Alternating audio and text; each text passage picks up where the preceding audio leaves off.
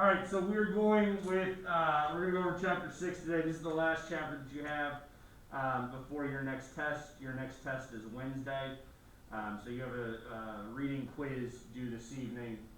Um, little recap, because obviously this is history. We're going sort of chronologically. So we've gotten through the revolution. We've won the revolution. Now we have to start our own country, which, believe it or not, is significantly harder than you might think. What happens initially, and this is something that you'll learn a little bit more next year. Well, some of you next year. Some of you have already taken government, but you'll learn a little bit more about this in future classes. The Articles of Confederation is our first attempt at government. And a confederation is a specific type of government. Confederations are basically loose alliances of sort of autonomous nations. Okay? The best example that I can give you of confederations would be things like NATO or the United Nations. The United Nations is probably the best example. Yes, they work together. Yes, they sort of recognize the cumulative authority of the entity. But ultimately, they maintain their own autonomy, right? The United Nations cannot tell the United States what to do. Conversely, the United States, well, not under Trump, but under Obama and most of the rest of the world, sort of worked together with the United Nations on the Paris Climate Accords because they recognize that they've got to deal with that. So that's what a confederation is. That's our first attempt at government, and it ultimately doesn't work very well. The Articles of Confederation becomes a pretty catastrophic failure. And so the reasons for that failure, there's a handful of them. But ultimately what happens is we've created a system of government that doesn't have any real power or authority.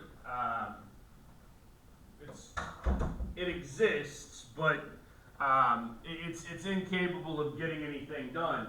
And predominantly, the biggest issue ultimately comes sort of financial issues, because in order for governments to accomplish anything, the government has to have revenue, right? Like if you want to do anything, you got to have money, right? You go out Friday night, you got to have money, right? Government want to do anything, you got to have money. Government wasn't able to have money, okay? So the national government didn't have any sort of currency. You had all sorts of issues with individual states having their own money, and you had a ballooning national debt as a result of the American Revolution. And so here we are, sort of failing to self-govern, right? Some land cession. So basically, as the United States, so we remember back in the Revolutionary War, right? Like we get everything from east of the Mississippi, right? So like here's the Mississippi River that runs this way. We get all of this stuff, and basically the way the states were originally sort of designed. Those state boundaries existed indefinitely west, right? So like the Mason-Dixon line right here would have gone further, like the North Carolina-Virginia border. Like these borders would just extend forever, and ultimately we realized that's not really feasible, and so states start sort of giving up territory to the national government, right? Because they were essentially claiming it as their own. And so the United States government ends up obtaining all of these territories. They don't belong to the states anymore.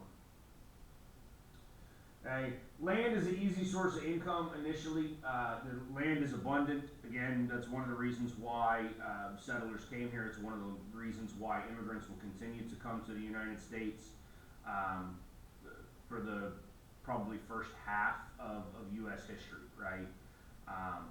In reality, probably almost up until the 20th century. right? So a little bit more than half of U.S. history. No, I guess it's actually half now. I'm not good at math. Yeah, we'll go with half. Half. Up to the 1900s, right? Prior to 1900, there's still sort of an abundance of land in the United States. And so it's a prominent reason for people to come. It's an easy way for the government to make money, because it's basically all federal land, and the government can sell it off, right? And so then there's a couple of different ordinances that you can look up on your own, but they're basically just ways for the national government to organize its land and create some basic rules governing how that land is distributed, what it can be used for, et cetera, et cetera. Okay. Once we become our own nation, we do have to deal with other nations in terms of foreign policy.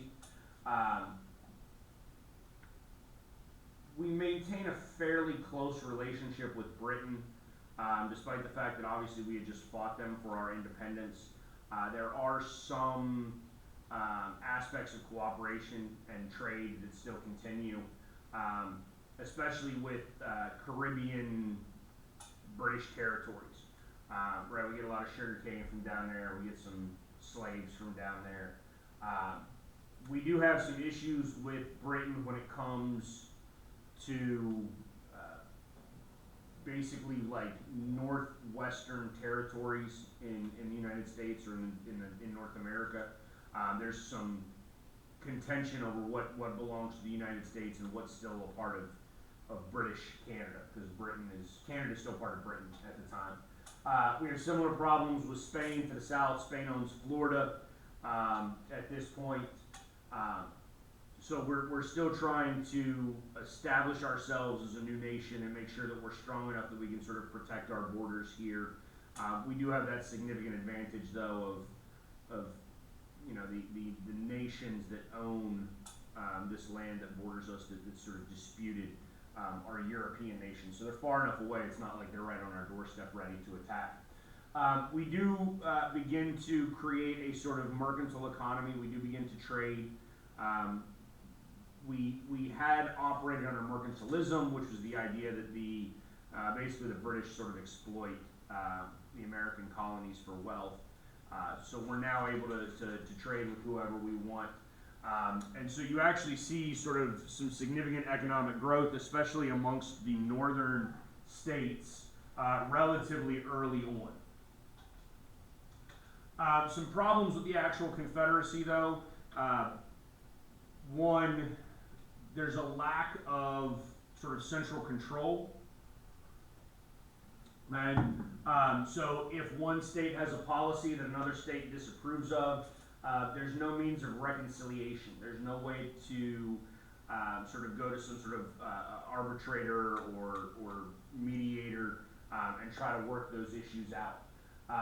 We also have significant issues over monetary concerns, right? So, for instance, if you live, let's say you live in Virginia, and you live right on like the Virginia-Maryland border, and Maryland has great crab. I don't know if y'all know that, but there's like lots of crab in Maryland.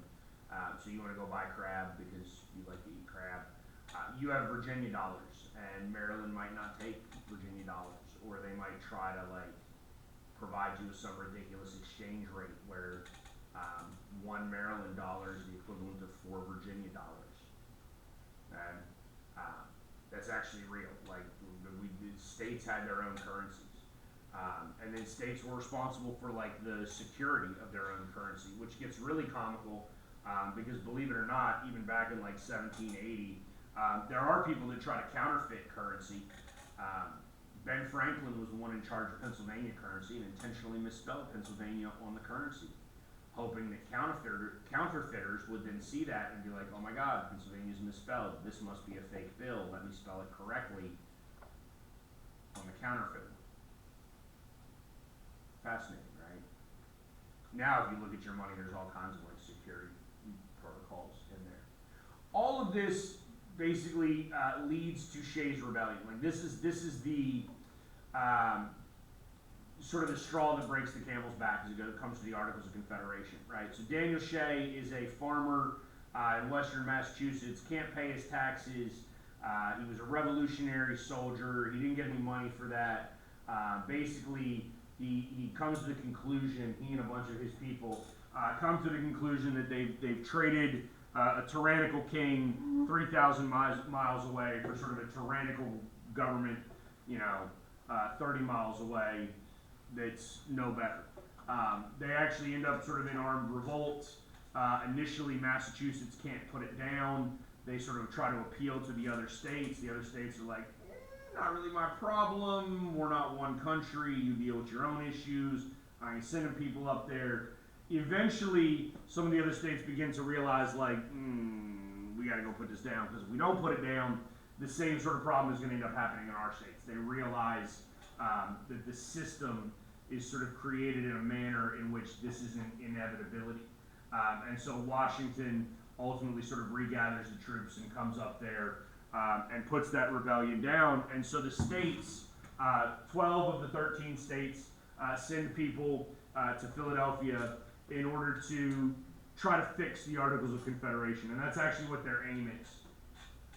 Oh, sorry, did I say Philadelphia? Annapolis, Maryland. The idea here is we're going to fix the Articles of Confederation.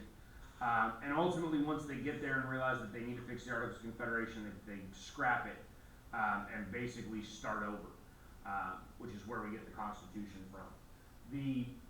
The Articles are flawed enough that it's actually almost impossible. And one of the things that you have to do in order to like change the Articles, you have to have unanimous consent. And so obviously, like, Rhode Island doesn't even send anybody, so they're not going to consent.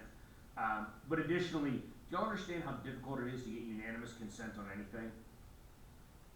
Like we can't get unanimous consent in the United States that the Earth is round. Well, that's what happens when you go to Duke.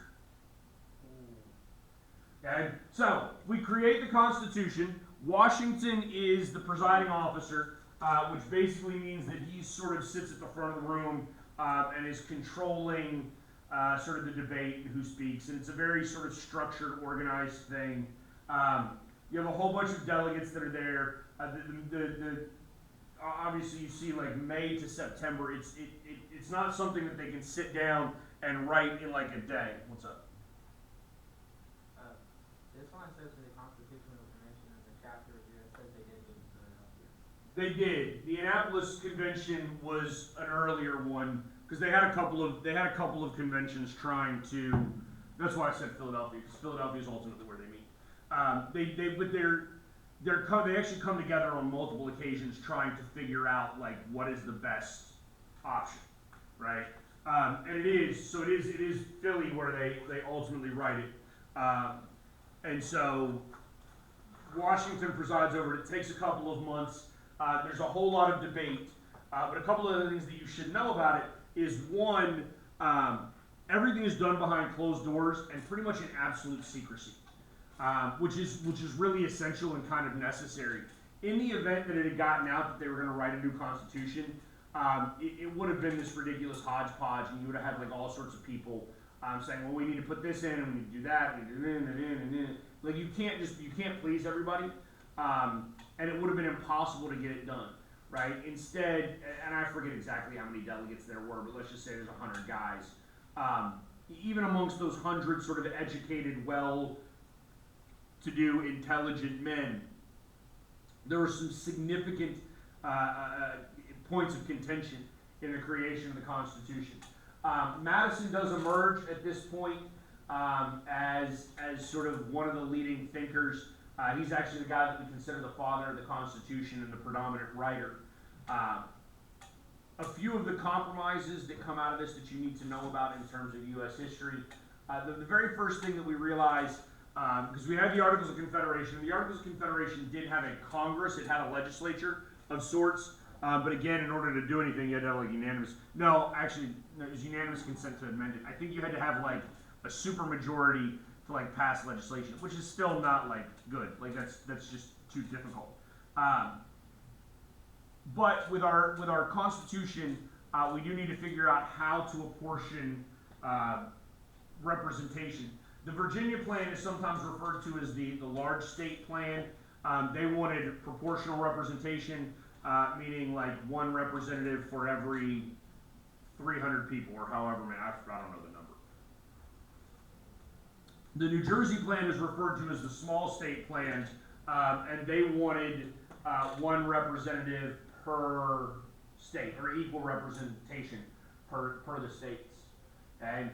Which ultimately leads to the Connecticut Compromise, or sometimes referred to as the Great Compromise. It just depends on your book, which one they're going to call it. But basically, this is what dictates that slaves become 3/5 of a person for taxation purposes and for representation purposes. Basically, the South wanted slaves to count as people when it came to representation, so that they had more people living in their state, therefore they could have more of the representatives. However, they did not want them to count as sort of people when it came to the purpose of taxation and how much taxes the state of Virginia had to give to the national government. Conversely, the northern states, which had very little slavery, although not no slavery, there was still slavery in northern states at this time, but they had very few slaves. They wanted to see slaves not count toward population, but count toward taxation purposes. So it's wildly hypocritical on both sides, right? Like, basically, they just want black people to count when it benefits them and not count when it doesn't benefit them. And so the Connecticut Compromise is this, what sometimes referred to as the 3/5 compromise, where blacks become 3/5 of a person, and the Connecticut that is the 3/5 compromise. The Connecticut Compromise is the creation of the bicameral legislature, right? So we have two chambers, we have two houses in the House, or in Congress, right? The House of Representatives and the Senate, right? Those are both houses with like a small h. The House of Representatives with a capital H is different. Understand the difference between capitalized and uncapitalized. You should probably just know that at some point. But the Connecticut Compromise takes the small state plan and the large state plan and sort of joins them together so that we have the bicameral legislature. The House of Representatives is based upon population, and the Senate is equal representation, right? Some of those principles, the core principles that come out of the Constitution, we do have the separation of powers, so we have our three branches of government, the legislative, the executive, and the judicial. They have specific powers that each branch of the government is supposed to oversee. And so the way it's created initially is not necessarily how it functions today. So don't to understand there's a little bit of a disconnect there, right? But in this separation of powers, basically the legislature writes laws, the presidency executes laws, and then the judicial branch interprets the law. Even within the legislature, in this concept of separation of powers, the House of Representatives and the Senate have some different results or different authorities, right? So like the House is responsible for all financial stuff because they're based upon population. Their representatives are elected by the people, and it's the people's money. Because people are considered to be like emotional and hot-headed, there's a belief that the House will be emotional and hot-headed. The Senate is not elected. They're appointed by state legislatures up until the 17th Amendment. And so the Senate is actually meant to sort of cool or temper the hot House and not pass through a whole bunch of legislation that's ultimately wildly detrimental because it's overly emotional. Okay? Slavery is obviously an issue with the Constitution as well. I already mentioned the 3/5 compromise. There are abolitionists in the United States already. I forget if it's before, it's either right before or right after the Constitution. Vermont has already banned slavery, right? We already have a state in the United States that has outlawed slavery by this point in time. But there's a significant contradiction in terms of our sort of founding principles in slavery, right? We believe in life, liberty, and the pursuit of happiness, and yet we enslave people. We think that all men are created equal, and yet we enslave people. And so slavery is a contentious issue in the United States, even in 1787. and there are all kinds of like historians and scholars today that will argue sort of how the founders felt about slavery. It was frequently referred to as a peculiar institution, meaning that it was an institution that that we recognized was problematic. It was an institution that we recognized needed to be addressed. It was absolutely an elephant in the room, but at the same time, it was very, very complex in terms of some of the economic aspects to slavery. If you had simply freed all slaves, the impact to the Southern economy in 1790 would have been catastrophic. One, because you had all sorts of Southern planters that had significant assets tied up in slaves, like they had spent a lot of money buying slaves. But two, slaves were obviously once purchased, they're free labor. And so when you look at like, 1790, I mean, before like the creation of the cotton gin, and we'll get there when we get into the 1800s, but cotton was picked by hand, right? And then, y'all know anything about cotton? Like, there's cotton fields right across the street, right? You actually know anything about the cotton plant? Like, you know how it works? They have like seeds in them, and then they have machines that like separate it. So right, so basically cotton's like a flower, right? Like it opens up and you got the little cotton ball in there, and then you like slaves, before any of this sort of machinery, right? Slaves would go through and they would pick the little cotton ball out of each bulb or flower, whatever it's called, right? They would put it in a sack and then they would take it back, and then you just spent like these countless hours, like these sort of almost needle-like seeds, right? Like sort of longer, skinny seeds that were in the middle of that cotton ball had to be pulled out by hand, right? Now, obviously, if you've ever dealt with a cotton ball before, right, what happens when you start pulling it? Like the cotton stretches with it, and it's a mess. It's a mess of an issue. And so to have ended slavery in 1790 would have devastated southern states. The founders knew that, but I do believe I'm sort of in the camp that I think a lot of our founders believed that slavery would die out on its own naturally, which obviously it didn't, but we'll get to that as well. Women were not really addressed constitutionally. Women are obviously second-class citizens in 1787 as well. They don't have political rights. They don't have representation. They don't have voting rights. Immigration and naturalization issues.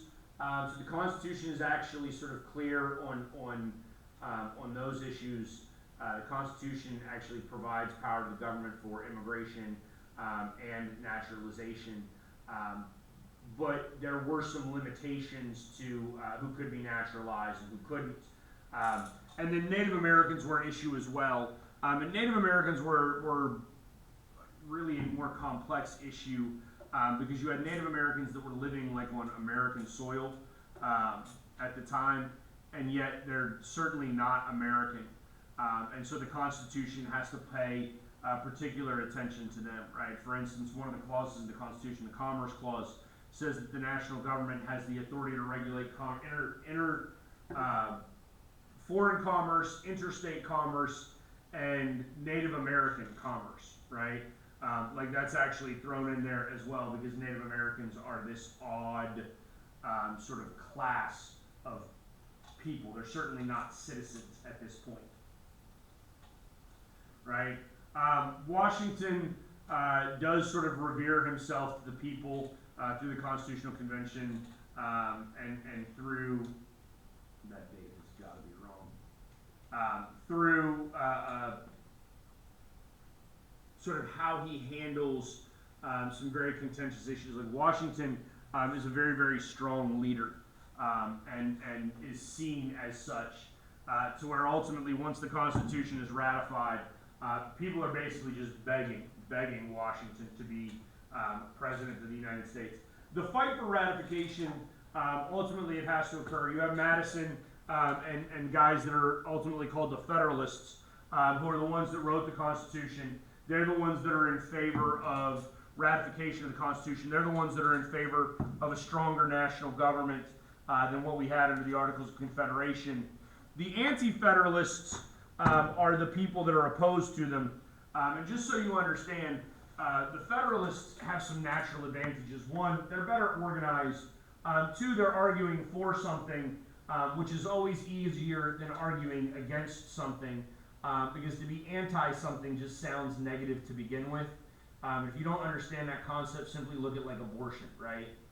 Because when you look at the abortion debate in America, you don't have like pro-life and anti-life, right? You don't have pro-choice or anti-choice, right? Like everybody's pro something, right? Because being for something is just better than being against something. Delaware is the first state that ratifies it. And the Federalist Papers, especially in the North, do a very good job of advocating for why these papers need to be written. There's 85 of them in total.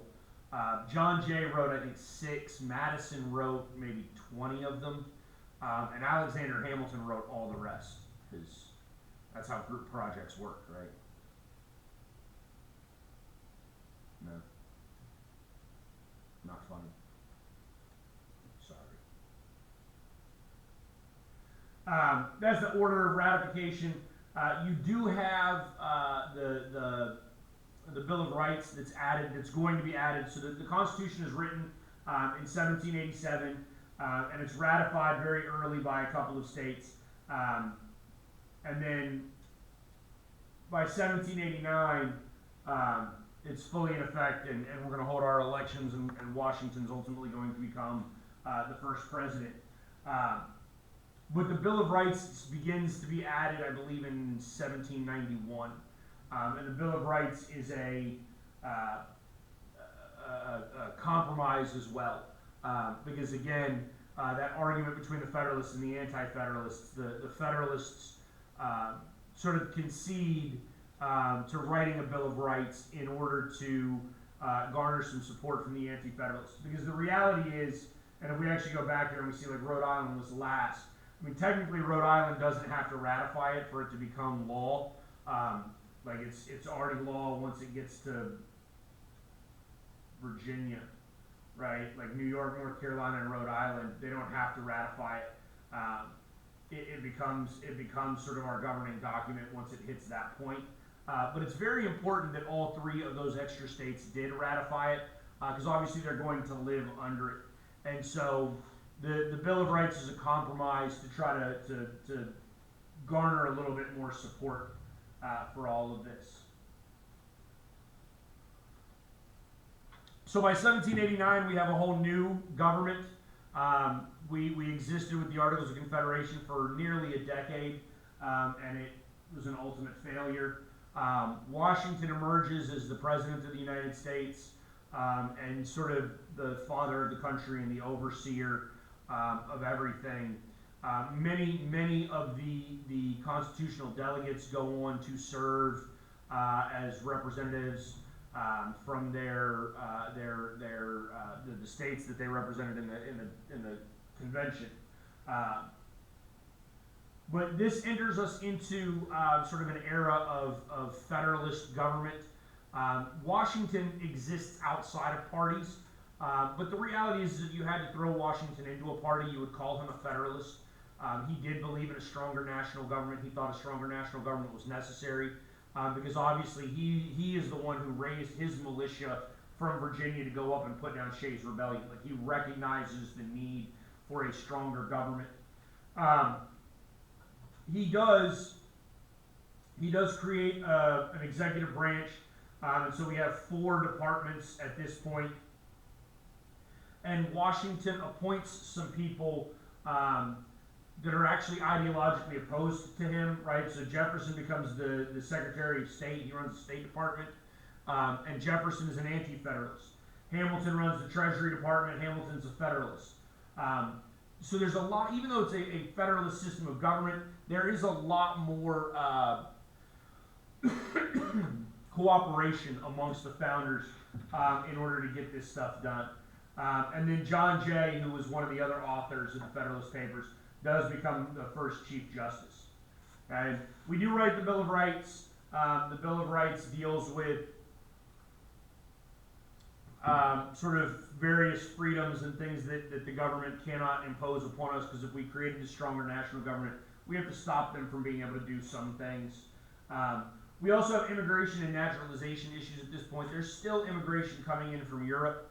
And so as the Federalists take over, they're trying to reconcile how to deal with this problem. And the reality is that a lot of the immigrants that are coming in the late 18th century would have sort of identified themselves as anti-federalists. They're opposed to large government.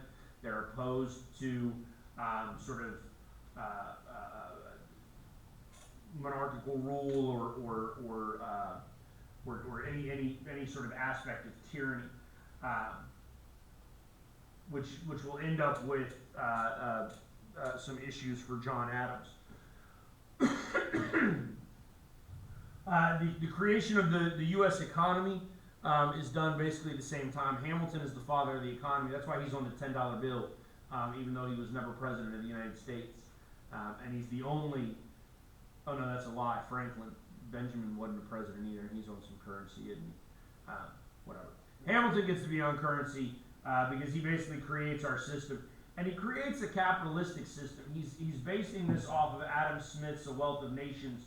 Adam Smith is just like John Locke or some of the other guys that we've talked about, a philosophical thinker, basically writing about sort of how wealth is created, what government's response should be in terms of the creation of wealth. And so Hamilton is trying to raise revenue, pay off the debt, establish national credit, and he's a big believer that this should sort of be done by the national government. It does create some sectional difficulties because Hamilton, as a sort of capitalist, is pushing more of a New England model versus a Southern model. He does create the first Bank of the United States, which is not in the Constitution, but obviously we see how quickly we're going to disregard the Constitution. That being said, it might not be a disregard of the Constitution because there are in the Constitution something called implied powers, and the government has the right to tax and spend and borrow and provide credit and do all those things. The government probably needs its own bank, at least that was the argument, which is why Hamilton created a bank. It does encourage manufacturing. Okay, so we actually want to start producing stuff rather than just giving up our raw goods, which is what mercantilism is. Again, finished products are always worth more than raw goods, and so you see like textile mills beginning in the New England area very, very early on in our history. And so this creates sort of wealth, and it tries to help pay down our war debt. There is an alternative to the Federalist issue, and that's sometimes referred to as the Republican alternative. So the Federalists are Hamilton. The Democratic Republicans are really Jefferson, although Madison will join them later, despite the fact that he's the author of the Constitution and originally a Federalist. These are our first two political parties in American history. And so the Democratic Republicans will ultimately become the Democratic Party. But they want far more state rights, state control, less national government. They basically want the states to be represented at the national level, but the states to maintain a certain amount of autonomy. There's some foreign issues that the U.S. has to deal with early on as well. So how are we going to sort of function on a global stage? Because the American Revolution sort of kicks off like the French Revolution and some other issues globally. And so we were aided by the French and the British, the French and the Spanish in our fight for independence.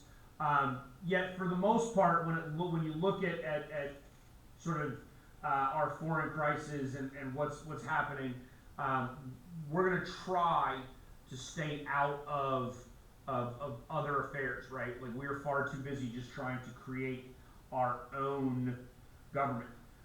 We also have further tensions along the frontier. Again, as we begin to move further out, we are still in conflict with native groups that have obviously been in these territories for long periods of time and don't want to give them up.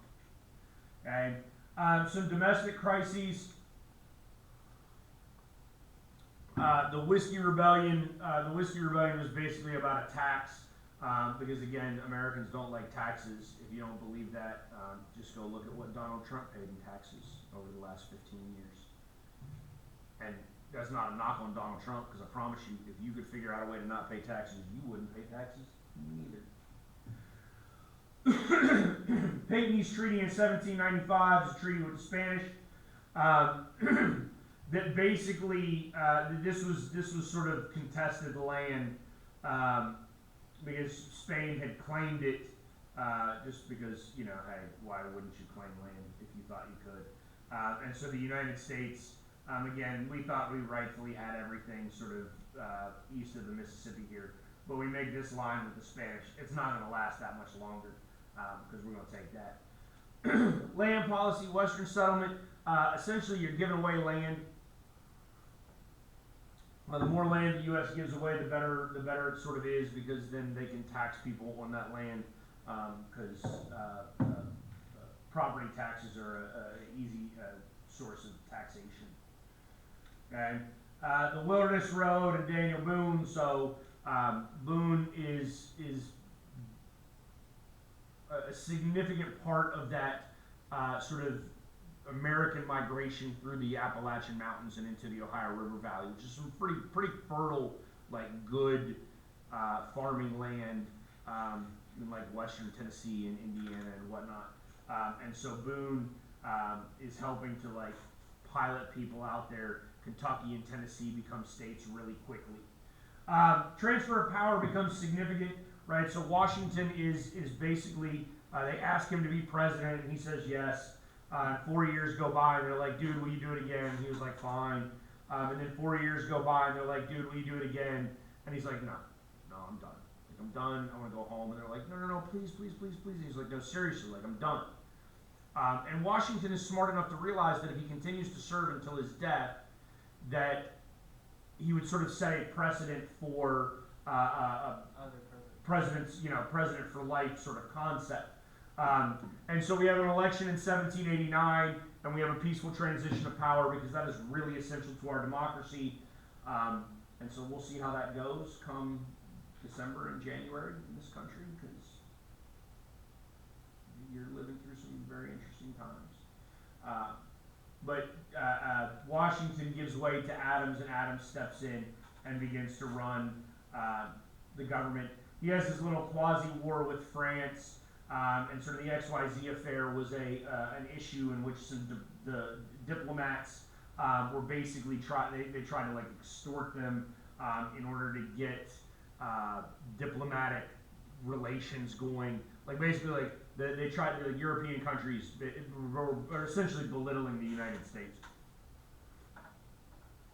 Adams' bigger issues are actually at home, and specifically the Alien and Sedition Act, right? So Adams is a Federalist. He's trying to limit sort of opposition to the Federalist Party. And so we're trying to minimize sort of immigration and naturalization and who's going to be able to vote. And then we have the Sedition Act that says you can't speak out against the government, despite the fact that clearly the First Amendment says that you can, which ultimately is going to lead to Adams being the first one-term president, because he can't get reelected. Right? So the election of 1800, Jefferson is elected, although it ultimately gets decided by the House of Representatives, because we realize now that there's some significant issues with how we vote, because basically electors just cast 2 votes, one for president and one for vice president, but they didn't dictate which was which. So Jefferson and Burr both get an equal number of votes, because like all of the Democratic Republican electors voted for both of them with their 2 votes, but then there was a confusion as to which one was president and which one was vice president. And so we actually amended the Constitution real fast to fix this issue. But this is going to usher in the era of sort of what I refer to as Jeffersonian democracy, which is our next unit, right? So we'll stop here with the election of 1800, and we'll move forward next unit dealing with how Jefferson governs, right? Any questions?